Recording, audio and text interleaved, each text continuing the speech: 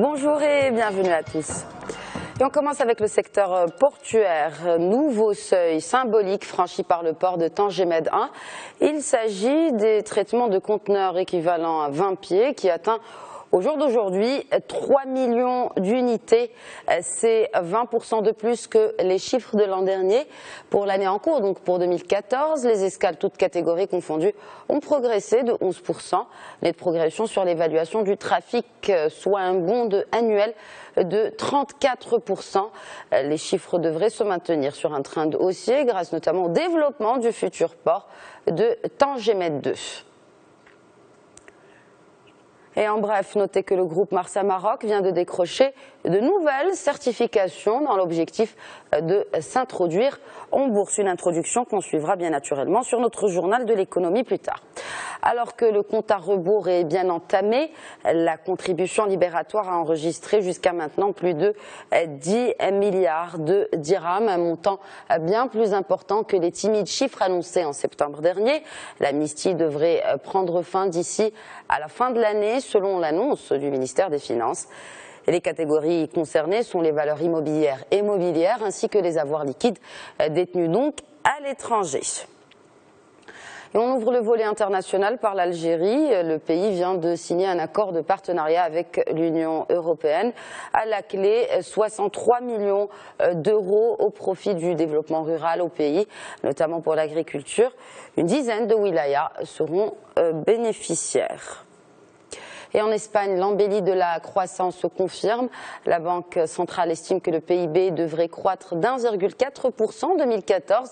Il y a tout juste un an, l'économie ibérique était en récession. Et pour 2015, la Banque d'Espagne table sur une croissance de l'ordre de 2%. Dans la foulée, le gouvernement vient d'approuver une hausse d'0,5% sur le salaire minimal interprofessionnel. 200 000 travailleurs vont bénéficier de cette hausse, insuffisant aux yeux des syndicats. L'objectif premier de cette hausse du salaire minimum reste la relance de la consommation, mais cela risquerait, selon la Banque d'Espagne, de porter un coup dur pour la compétitivité de l'économie du pays. Et dans le même schéma de reprise, l'économie US vient d'accomplir une prouesse.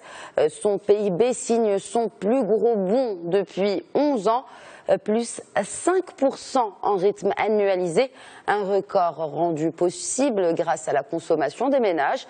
Elle apporte à elle seule plus de 2% à cette croissance. Et selon la Fed américaine, l'économie devrait afficher pour l'ensemble de l'année 2014 donc une croissance de l'ordre de 2,3%.